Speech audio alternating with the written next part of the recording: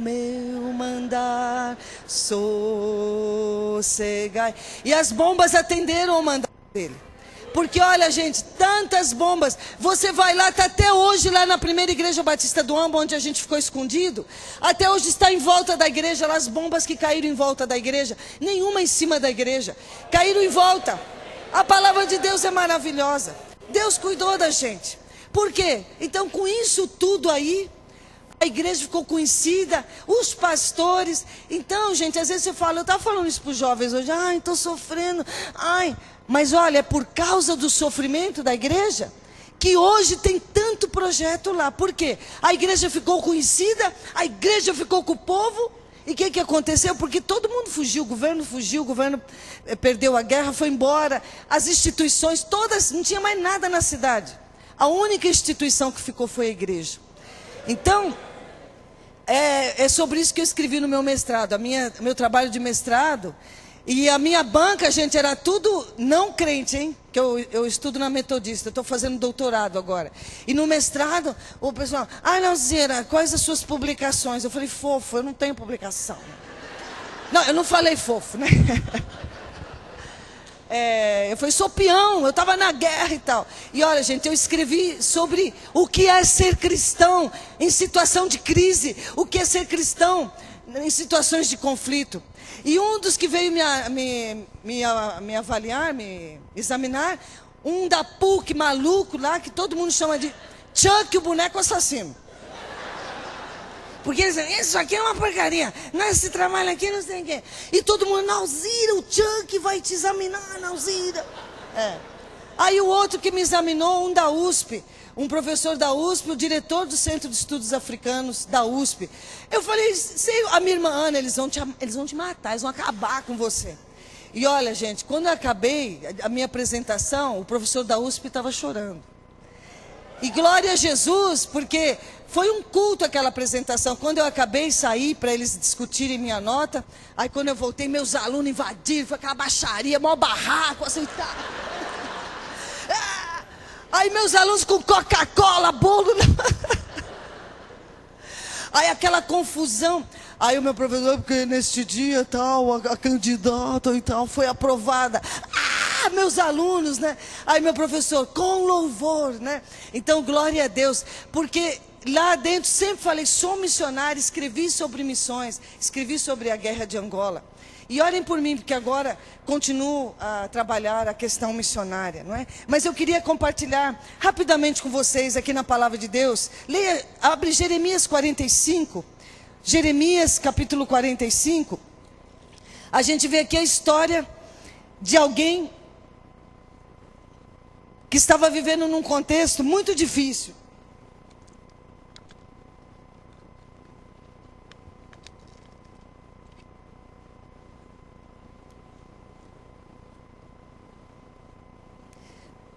Jeremias 45,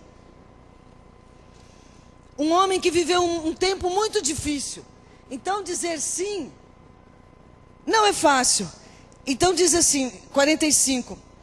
Desculpa, eu vi que estava estranho.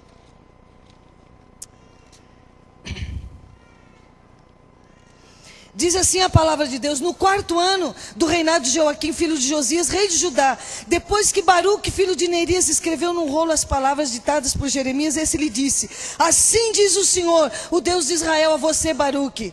Você disse, ai de mim, o Senhor acrescentou tristeza ao meu sofrimento, estou exausto de tanto gemer, não encontro descanso. Mas o Senhor manda-me dizer-lhe, assim diz o Senhor, destruirei o que edifiquei, e arrancarei o que plantei em toda essa terra. E então, você deveria buscar coisas especiais para você? Não as busque, pois trarei desgraça sobre toda a humanidade, diz o Senhor. Mas eu o deixarei escapar com vida, onde quer que você vá.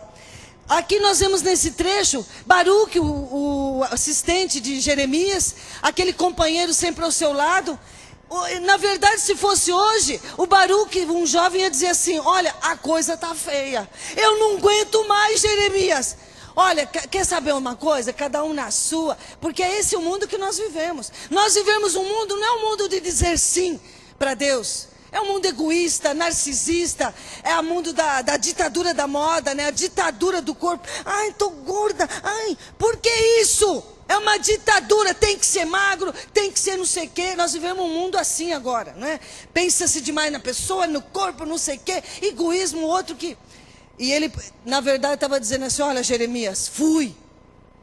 E aí, qual é a resposta de Deus para ele? O Senhor, na verdade, disse assim, o Jeremias falou, é fofo, você quer tratamento VIP? No meio dessa confusão toda, você quer ser VIP. Só você quer ser poupado.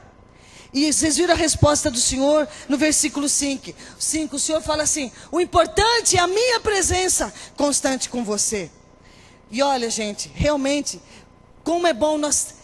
Não importa onde estamos vivendo, o que está acontecendo, é cada um de nós ter consciência assim, Senhor, não estou entendendo nada. Quantos de vocês nessa noite aqui, talvez está em crise no casamento, está em crise na família, nós vivemos dias difíceis. Mas uma coisa é certa, a grande diferença de ser cristão, o Senhor está comigo, não é? Ainda que eu ande pelo vale da sombra da morte, não temerei mal algum, porque tu estás comigo. Essa é a grande diferença. O Senhor está comigo, não é? E vejam, algumas lições de Jeremias, o contexto que eles viviam. Um povo desobediente, decadente. Jeremias passou 40 anos alertando aquele povo. 40 anos Jeremias falou, gente, voltem para Deus, povo rebelde, volte para Deus. Em Jeremias você pode achar várias vezes o profeta falando assim, mude de conduta, mude de conduta, mude de conduta, várias vezes.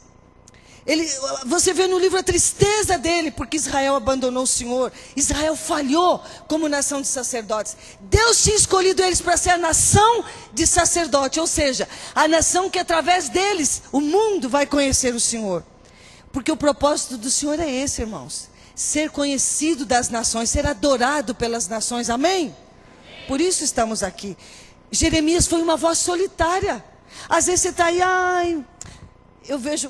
Não só os missionários, mas quantos de nós estamos nos sentindo só? Não, Analzira, eu estou tão sozinho, minha voz solitária. Ele foi uma voz solitária naquela multidão.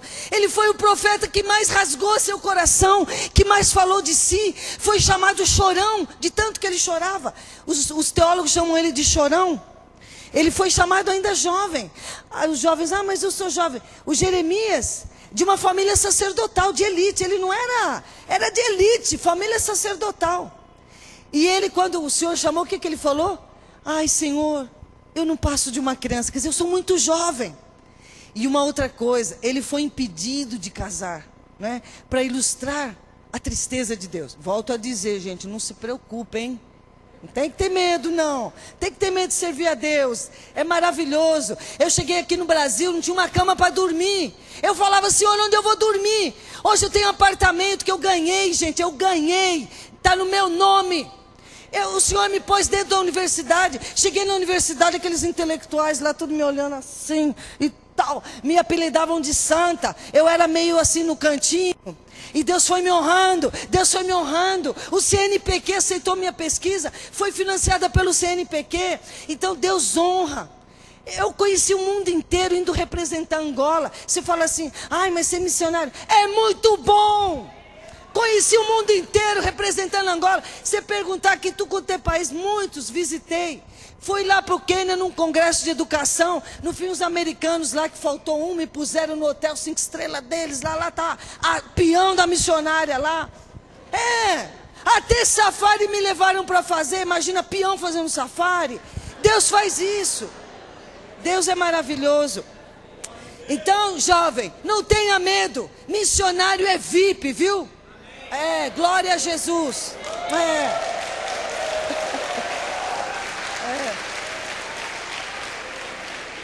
Mas o Jeremias era uma pessoa comprometida. Eu vou cortar, viu, gente? Eu prometo que vou cortar, porque eu tinha feito um esboço e tal, não sei o que aqui. Mas o primeiro ponto meu, ele era uma pessoa comprometida com a verdade, não com a religiosidade.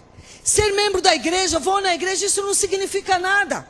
Meu pastor costuma falar, tá assim de usuário, senta, assiste, vai embora. Nem oferta dá, não ajuda a pagar, nem a limpeza que é feita na igreja, não é? Então, gente, era comprometido com a verdade. Você vê já no capítulo 1 a sua consciência de missão.